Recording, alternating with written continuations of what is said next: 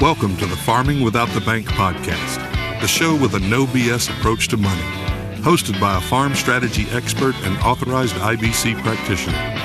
Join us as we get real and expose the flaws of traditional financial institutions in order to help farmers take control of their finances, create peace of mind, grow their wealth, and leave a legacy.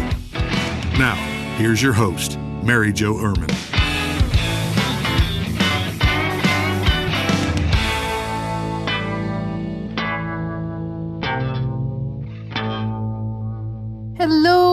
Hello, and welcome back to today's podcast. Thank you very much for being here. I appreciate it. Today, we are going to talk about the 3 types of interest that are super important to me when we are talking about creating wealth. Okay? And that is the thing that is probably most misunderstood, because we can talk about we're going to put money in a 401k and we're going to earn compound interest. Okay, but it's interrupted. And if you've read my books, if you've listened to me talk, you constantly hear me saying uninterrupted compound interest, uninterrupted, because the uninterrupted portion of that is what is so super important. So I just want to talk to you a little bit about the difference between simple, compound, and uninterrupted. And really, this was brought to my attention by somebody that I work closely with, and them not being in the financial world saw me do a little skit in one of my conferences with these 3 different kinds of interest. And they were like, whoa, that was really eye-opening because I didn't realize that. And so let's just look at the 3 and how they work. So first, let's talk about simple interest. Very simple.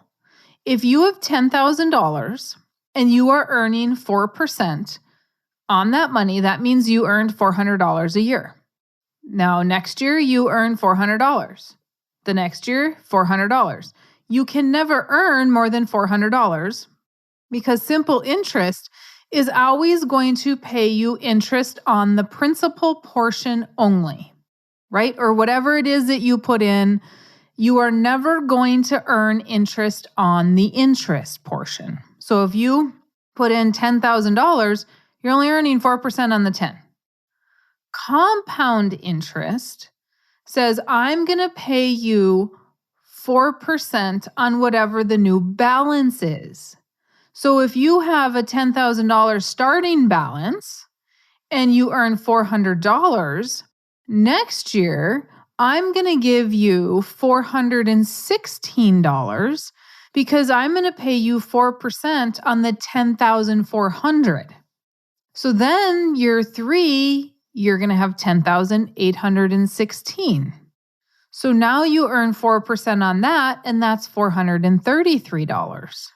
So with compound interest, you earn interest on the interest you've already earned.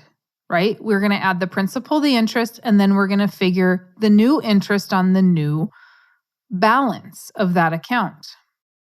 Here is the problem with compound interest that people don't talk about: the interruption.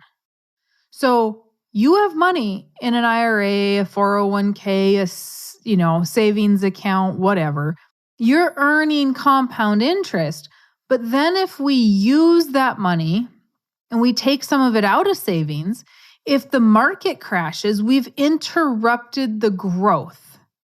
So now our account balance goes down and we have to earn interest on less.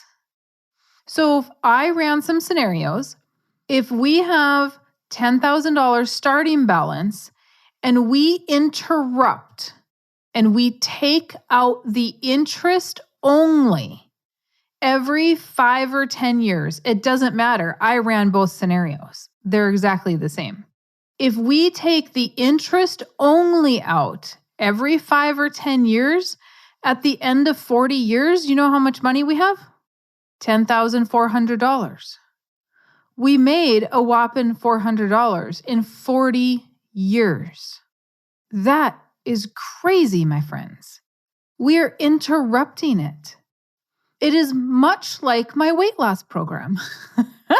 I may eat good all week, and then on the weekends I blow it and I gain back whatever I lost, right? Except it's in reverse. We keep starting over at a lower amount. But it doesn't matter. The theory is the same. We interrupt it and we don't get anywhere. I don't get any skinnier because I keep eating pizza on the weekends and I keep having desserts. And so we cannot continue to put our money into a tool that interrupts the growth. So why do we use life insurance? Not because I'm a stinking life insurance salesman. Okay? Yes, I sell life insurance. That is a tool we need to teach the concept. Absolutely, all day long I do. But here's the power. If we put that $10,000 into a policy and the policy earns 4% over 40 years, we have $48,000 at the end of the day. Because we never interrupted it. It didn't have to start over.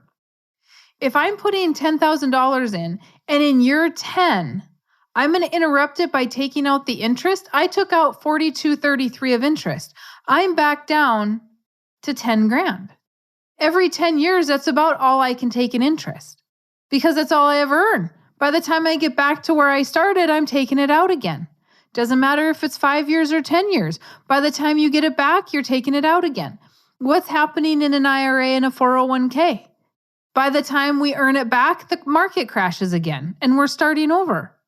What happens in our savings accounts? Why don't we use cash? Mary Jo, I can farm without the bank by using cash. You sure can. You're going to put money in your savings account. You're going to earn a little bit of interest. As soon as you take the money out of savings to buy something, you interrupted anything you were earning. Now you get to start over again. In the policy, we're leveraging our dollar so we can make $48,000 and we use the life insurance company's money. That's huge. Yes, we're going to pay the life insurance company interest all day long. But if we're paying them amortized interest, guess what?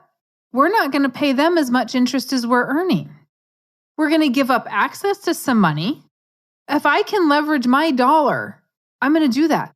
This is no different than I have clients who have lines of credit attached to their farm ground. They have let's just say it's a $500,000 line of credit, and their farm ground is collateral. Well, their farm ground continues to appreciate. Well, they use the bank's money so that they can borrow against it and operate. They can borrow against it and buy things, buy tractors, pay it back. They can pay interest only on that note, right? Because the collateral is the farm ground. Did we interrupt the value growth of the farm ground? No, farm ground's still appreciating. We're actually still making money off the farm ground. It's cash flowing for us. Life insurance policy is doing the exact same thing, except we're using the life insurance company's money. They get the interest. And who are they? Policyholders who own part of the company because it's mutual. What happens when the life insurance company makes money? They share it with those of us that have policies. What happens when the bank makes money because I put my land up as collateral for my line of credit? Who gets the money that the bank made in profit? The shareholders of the bank. If you're not the shareholder of the bank, why would you go there? Why not just use a life insurance company? The types of interest are very important. Compound interest is great, but when it's interrupted, it destroys how great compound interest is. We want uninterrupted compound interest. That is why we use the life insurance policy as the tool. If you have a better tool, if you are a skeptic listening to this, or if you know a skeptic and you send them this, if they have a better tool that still allows me uninterrupted compound interest and dividends, please let me know what that is, because I would truly love to be able to use that tool. I'm okay with life insurance. I'm okay having a death benefit attached. buying discounted dollars. I have absolutely no quarrels about that at all. But those people out there who think, well, we're just in this to make money. Well, first of all, you may have missed the first half of Nelson's book.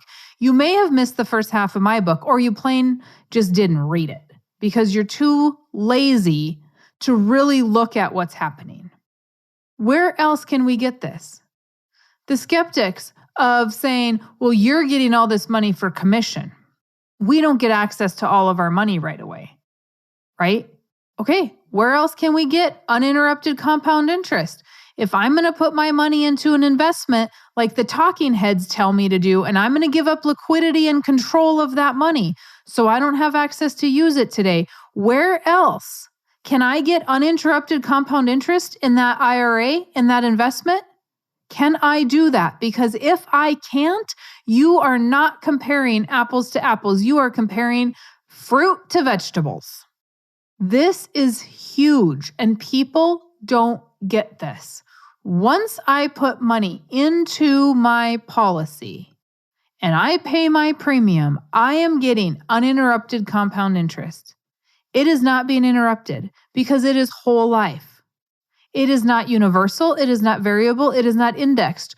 Those policies have interrupted growth, depending on how they're structured. Most of the time, they're going to have interrupted growth.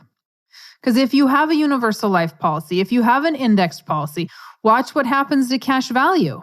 Watch what happens to projections. I want something that I know is going to grow every single year, no matter if I use that money or not. That's a big deal. Big, big deal. I had not actually put it in my calculator to show, okay, I'm just going to take the interest out. What does that look like? I had not actually ever done that because I've seen it done without using the interest only. I've seen it done other ways, but I've never just put it in the calculator and played with the numbers to see what that looked like. I couldn't believe it. I actually had to call a colleague and be like, am I using this calculator correctly? Even though I knew if I changed the interest rates that mattered, but I'd never actually taken the cash flow out. Big deal. You're better off to just have simple interest your whole life. Simple interest than interrupting compound interest every 10 years. Crazy. You guys, because if you would just have had simple interest for 40 years, you would have made $16,000.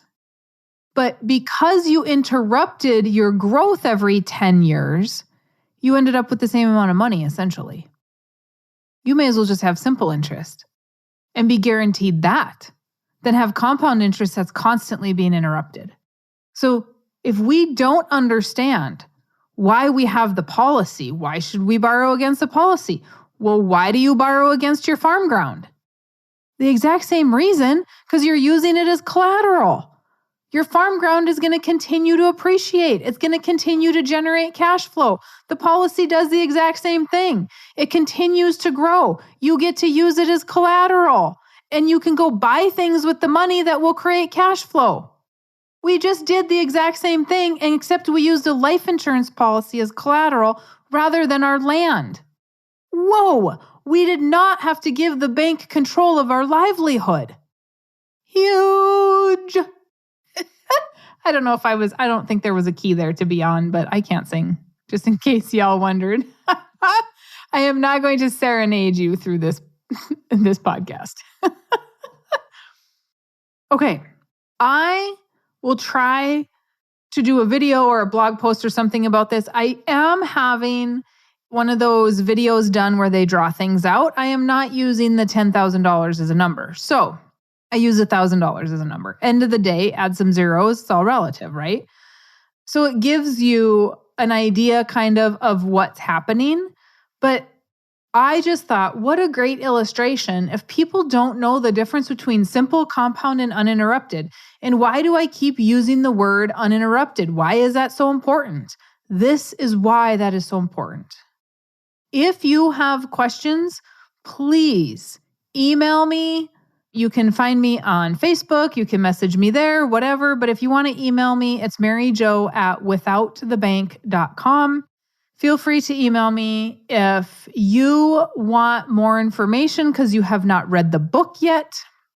Please go to farmingwithoutthebank.com and grab the book.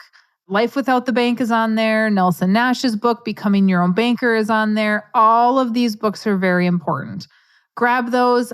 Even Warehouse of Wealth. Nelson's book, Warehouse of Wealth, is super important. It does not have any numbers, which is fantastic because we really understand why we are using this concept. So please go there, grab the books. Let me know if there's anything that I can do for you. If you've read the book and you're wanting to meet, email me. I can send you the link. Otherwise, if you've purchased the book from me, you're getting emails.